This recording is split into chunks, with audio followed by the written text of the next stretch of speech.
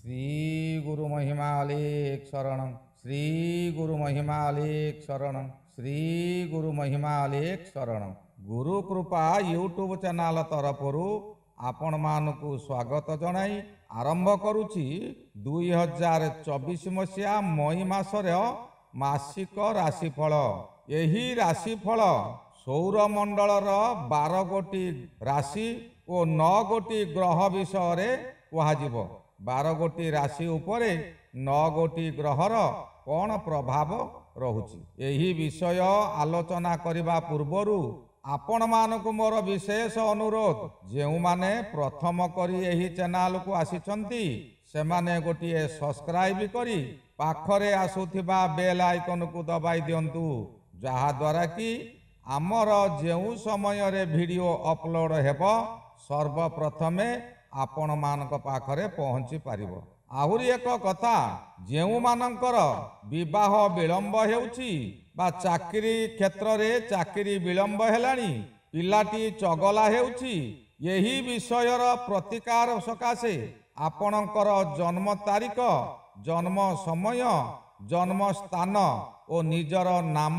नाम लेखि आमर गुरु कृपा यूट्यूब चैनल मेल आईडी रे प्रेरण करंतु, आमे ताहार समस्यार समाधान करिबु।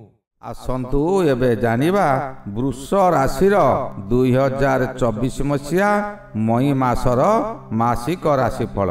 वृष राशि राशि चक्रर द्वितीय राशि, सौर मंडलर 30 डिग्री परठारु 60 डिग्री पर्यंत अवस्थित। यही राशिर 3 गोटी नक्षत्र कृत्तिका वृष, रोहिणी वृष, मृगशिरा वृष।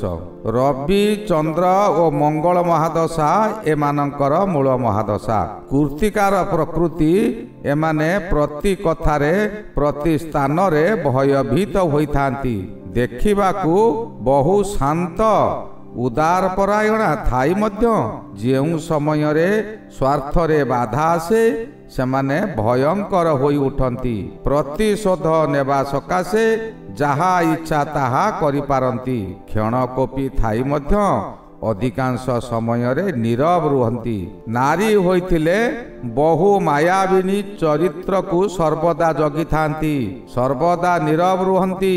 रागी गले शत्रु को प्रतिशोध नेबा सकाशे निजर सर्वस्व हराई थांती। एमाने प्रायतः अधिक मांस खाइबा को पसंद करिथांती। रोहिणी नक्षत्र एमाने हेले दाताशील, नीति नियम रे कार्य करने को सर्वदा पसंद। प्रत्येक कार्य रे आगबर होई कार्य संपादना करती। एमाने अन्य को दया देखांती, किंतु भारी लोभी, निज हाथरू गोटाए कौड़ी मध्य खर्च करती नाही। बहु धनर मालिक होइथांती। एमानंक मनरे भय केबे न थाए। गोखर साप परी सर्वदा गर्जन करी अन्य को भयभीत करांती। मृगशिरा नक्षत्र एमाने मध्य दाता होइथांती। चल चंचल प्रकृति थाई मध्य नीरव रही प्रत्येक विषय को अनुध्यान करती। एमाने बहु धनशाली होइथिले मध्य समय समय बहु धन को व्यय करि दियंती।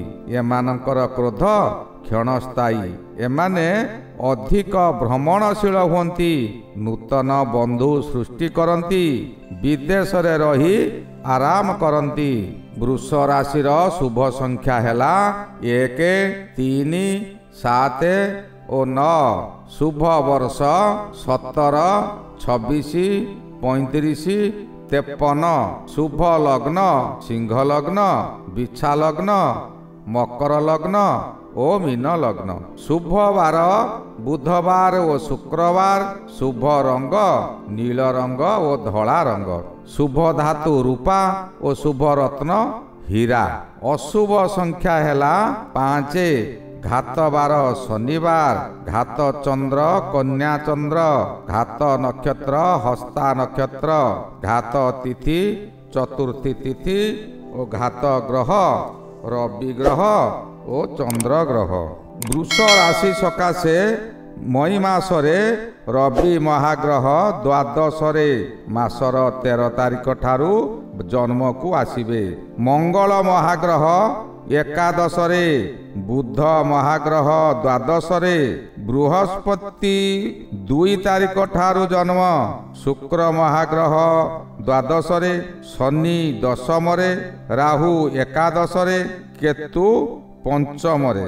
ରବି ମହାଗ୍ରହ ମଇ ମାସ ଆରମ୍ଭରୁ ଦିଜା ମେଷ ରାଶିରେ ମଇ 10 ତାରିଖ ପର୍ଯ୍ୟନ୍ତ ରହି 11 ତାରିଖରେ କୃତ୍ତିକା ନକ୍ଷତ୍ରକୁ ଗମନ କରିବେ। ଏହି ଦିଜା ନକ୍ଷତ୍ର କୃତ୍ତିକା ବୃଷ ପକ୍ଷେ ଅତି ମିତ୍ର ତାରା, ରୋହିଣୀ ନକ୍ଷତ୍ର ପକ୍ଷେ ମିତ୍ର ତାରା। ଏଣୁ ଦ୍ୱାଦଶ ରବିରେ ଯେଉଁ ଅଶୁଭ ଫଳ ମିଳିବା କଥା ତାହା ନ ମିଳି ସ୍ଥିର ରହିବ। କେବଳ ମୃଗଶିରା ବୃଷ ରାଶି ସକାଶେ ମୃତ୍ୟୁବତ୍ ପୀଡ଼ା ଦେଇପାରେ। ଅନ୍ୟ ଗ୍ରହଙ୍କର ଶୁଭ ଦୃଷ୍ଟି ଥିବାରୁ ଏହି ଅଶୁଭ ଫଳ ମିଳି ନପାରେ। ତଥାପି ନିଜକୁ ନିଜେ ସତର୍କ ରହିବା ଜରୁରୀ। କାହାରି ସହିତ ଯୁକ୍ତି ତର୍କ କରନ୍ତୁ ନାହିଁ। ଯଦି କାହାରି ପାଖରେ ଆପଣ ଋଣୀ ହୋଇଛନ୍ତି ତେବେ ଆପଣ ଋଣ ଚାପରେ ପାଗଳ ପ୍ରାୟ ହେବେ। ଏହି ସମୟରେ ଆପଣ ଅନ୍ୟ କାହାରିକୁ ଋଣ ଦିଅନ୍ତୁ ନାହିଁ କିମ୍ବା କାହାରି ଠାରୁ ଋଣ ଗ୍ରହଣ କରନ୍ତୁ ନାହିଁ। ଯୁକ୍ତି ତର୍କ ଠାରୁ ଦୂରେଇ ରୁହନ୍ତୁ। ମାସର 11 ତାରିଖ ଠାରୁ ମୃଗଶିରା ନକ୍ଷତ୍ର ପକ୍ଷେ ଶୁଭ ଫଳ ମିଳିବ। କେବଳ କୃତ୍ତିକା ନକ୍ଷତ୍ର ପକ୍ଷେ ଉପରୋକ୍ତ ଅଶୁଭ ଫଳ ମିଳିବ।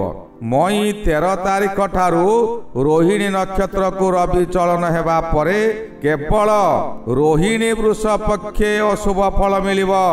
ଅନ୍ୟ ନକ୍ଷତ୍ର ଯଥା କୃତ୍ତିକା ବୃଷ ଓ ମୃଗଶିରା ବୃଷ ପକ୍ଷେ ଶୁଭ ଫଳ ମିଳିବ।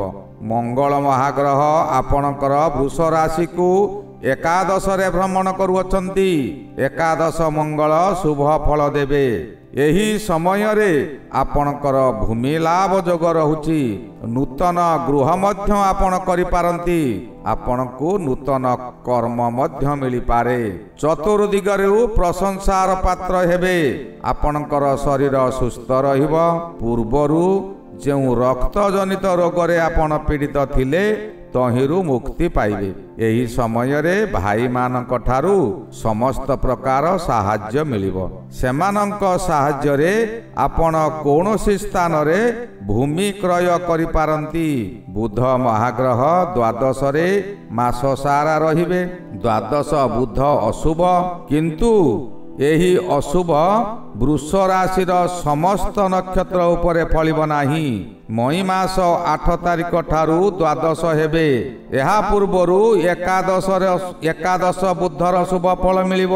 8 ତାରିଖ ଠାରୁ ଅଶ୍ୱିନୀ ମେଷରେ ରହି 21 ତାରିଖ ଠାରୁ ଦିଜା ମେଷକୁ ଯିବେ। ଏହାଦ୍ୱାରା କୃତ୍ତିକା ବୃଷ ଓ ରୋହିଣୀ ବୃଷ ପକ୍ଷେ 21 ତାରିଖ ପର୍ଯ୍ୟନ୍ତ ଶୁଭ ଫଳ ମିଳିବ। 21 ତାରିଖ ଠାରୁ ପାରିବାରିକ କଳହ ହେବ, ବହୁ ବ୍ୟୟ ହେବ। ନିଜକୁ ନିଜେ ବଡ଼ ଜ୍ଞାନୀ ଭାବି ଅପ୍ରୀତିକର କାର୍ଯ୍ୟ କରି ଅପମାନିତ ହେବେ। ଶରୀର ଆପଣଙ୍କର ଅସୁସ୍ଥ ରହିବ।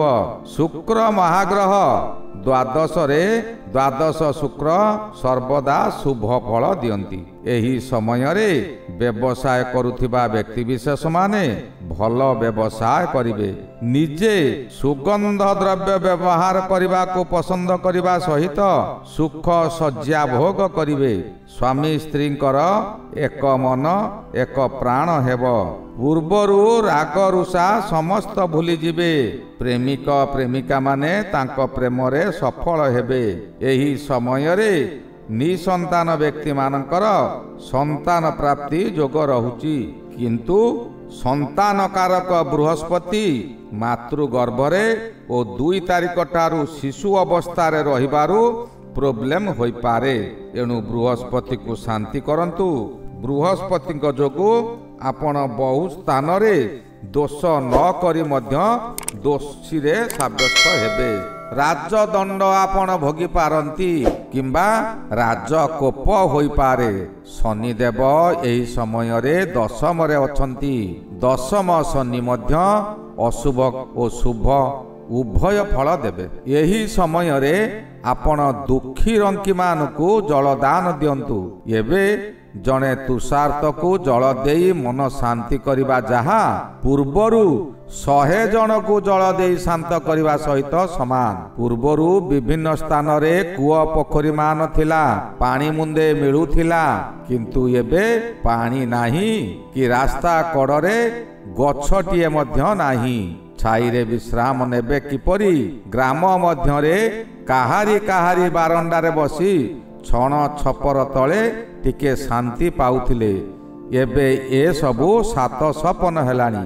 ଏଣୁ ଜଳଦାନ ଦେଇ ଅନ୍ୟର ଜୀବନ ବଞ୍ଚାଇବା ସହିତ ନିଜର ଆତ୍ମାକୁ ଶାନ୍ତ କରନ୍ତୁ। ଏହି ନିୟମମାନ ପାଳନ କରନ୍ତୁ। ଆପଣଙ୍କର ଯେଉଁ ଅଳ୍ପ ଅଶୁଭ ସମୟ ଅଛି ତାହା ଖଣ୍ଡିତ ହେବ। ଏବେ ଏଇଠାରେ ରହିଲି। ଆସନ୍ତା ଅଧ୍ୟାୟରେ ମିଥୁନ ରାଶି ବିଷୟରେ ଆଲୋଚନା କରିବା। ଶ୍ରୀ ଗୁରୁ ମହିମା ଅଲେଖ ଶରଣ। ଶ୍ରୀ ଗୁରୁ ମହିମା ଅଲେଖ ଶରଣ। ଶ୍ରୀ ଗୁରୁ ମହିମା ଅଲେଖ ଶରଣ।